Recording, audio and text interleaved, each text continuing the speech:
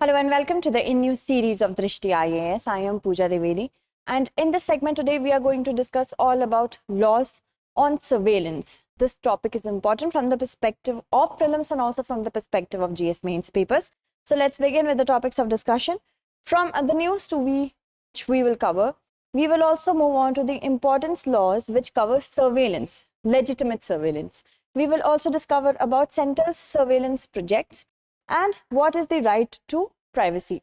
Then we will discuss about initiatives undertaken by the government to safeguard the right to privacy.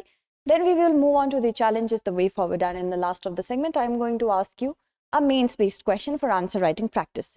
Okay, so yesterday I asked you a question about a preliminary question about who named the name of cyclone Yas, which country? So yes, many of you have answered it correctly. It's Oman. Okay.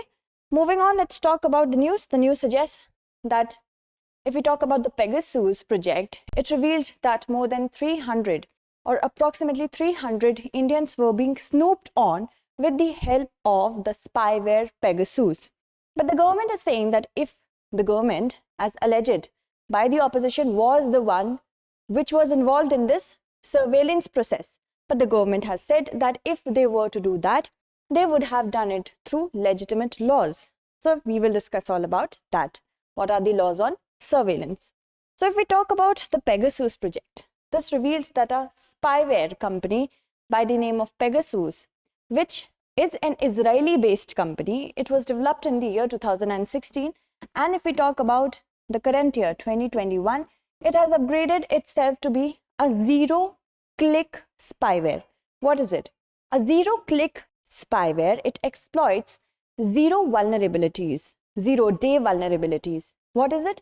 If suppose you get a WhatsApp call from an unknown number, and even if you do not pick up that call, the spyware Pegasus will be able to download itself in your system and it will spy on you with the help of turning on the microphones and of course the cameras.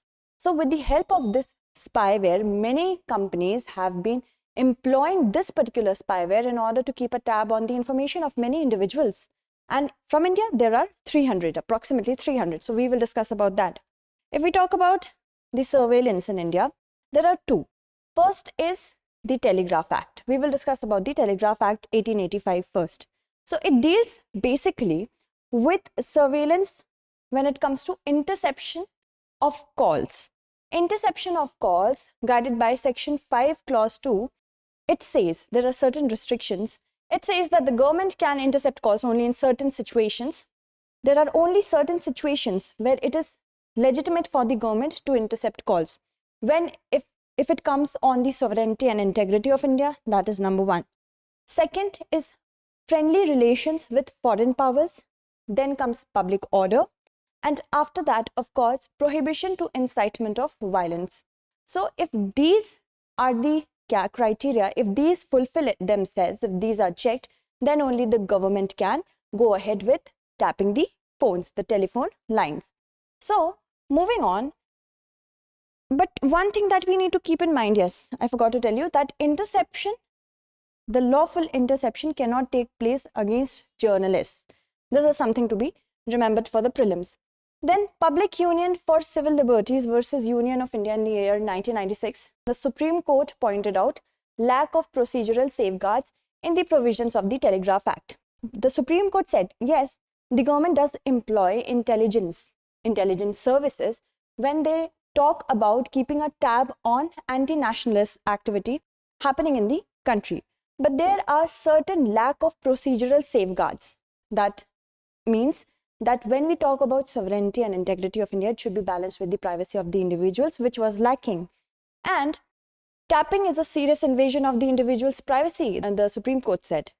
It formed the basis, this case formed the basis of introducing Rule 419A in the Telegraph Rules in 2007, and later in the rules prescribed under IT Act in 2009. So if we talk about Rule 419A of the Telegraph Act, it has been stated that the Secretary to the Ministry of Home Affairs, to the Indian government, of course, under the Indian government, will be the one to authorize tapping of phones under this particular law. And if we talk about the state governments, the secretary to the Home Department of the state government will be responsible for that. So if there is any sort of emergency and this law needs to be invoked, the secretary to the MHA and the secretary to the Home Department in case of state governments is responsible.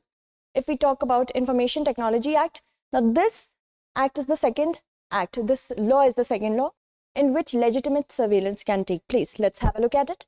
Surveillance of all electronic communication is guided under this only. Section 69 of the IT Act and the IT Rules 2009 were enacted to further the legal framework for electronic surveillance. Now this not only takes into account telephonic surveillance but digital surveillance, right? And also all electronic transmission of data can be intercepted through this. Interception, monitoring and decryption of digital information for the investigation of an offense is also taken into account. So the government has said that if we had to move on with our surveillance under the Pegasus, if we had to employ such a spyware, then of course we have to invoke these two. So these two laws were not invoked. And moving on, if we talk about more we have to of course take into account center surveillance projects. First is centralized monitoring system. This is a particular department, the CMS, under which lawful surveillance can be taken place by the sanction of the government. And then comes network traffic analysis, that is NETRA. This is also known as NETRA. NETRA actually talks about, it looks for suspicious words, suspicious keywords that repeat itself, or even if they don't repeat itself, it is open to interpretation through the messages. NETRA is that. And NatGrid. Of course, if we talk about NatGrid, it was conceived in the year 2009 in order to be a database, a digital database for various intelligence agencies to have a look into the details of immigration, entrance or exit, and the suspicious banking and telephonic details.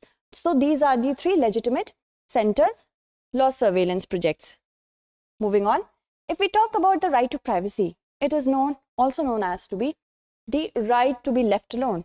And Supreme Court in its judgment of K.S. Puttaswamy versus Union of India in 2017 said that right to privacy is an intrinsic part of right to life and liberty.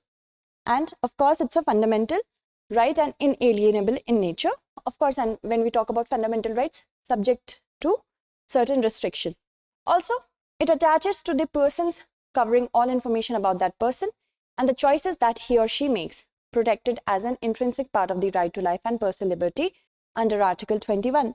So if your phone or you are being spied upon, of course it will infringe upon your right to life and liberty, because then your personal information will be in somebody else's hands and they can use this information to manipulate your actions. And then of course, if there is no liberty, there is no life. Moving on, if we talk about the initiatives in the year 2012 was taken by the Planning Commission and also the group of experts on privacy issues. If we talk about the history of privacy, it goes back to even before 2012, but it's something which came to fruition in 2012 is this.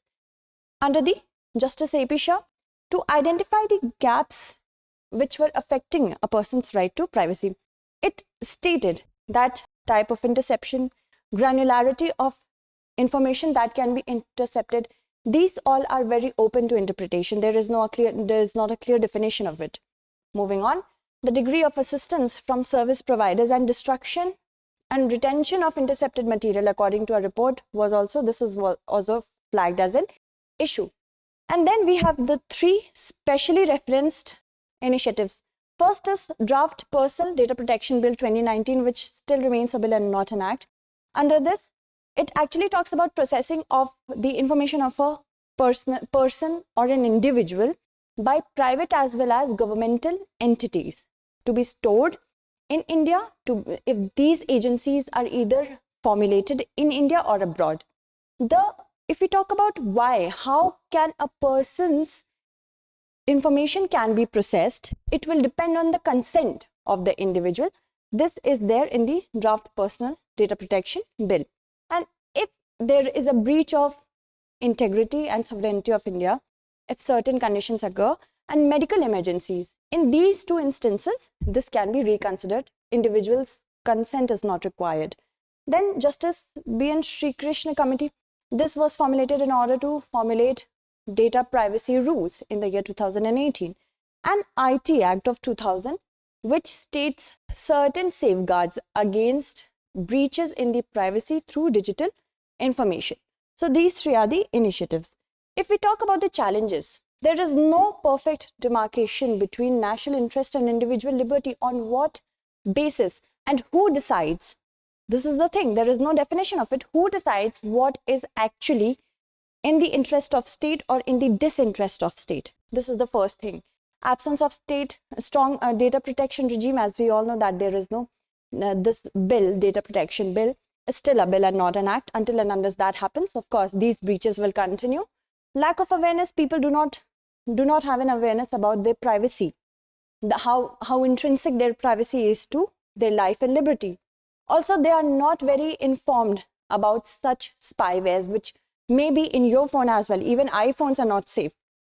Proliferation of the digital world. The world is getting digitized over and over and more. Of course, especially after the COVID-19 pandemic. So, of course, all of our data is in the world, in the deep, dark world we are not even aware of. Some people may know our information without our consent. If we talk about the way forward, the first way forward is definition, and the laws should be perfectly defined so that if any breach of privacy occurs, they can be enforced and the compensation can be paid to the individual. Generate awareness about the importance of private information, how they should not be circulating in the digital world should also be there. And robust data protection act should be there too. Of course, if we are living in a digital world, we will have our information as a big data, metadata. So that is something that the act needs to be there in order to conserve that information. If we move on to our mains-based question, kindly pay attention that in the light of recent Pegasus attack in India, discuss the needs for strengthening data laws to reassure the right to privacy of the individual.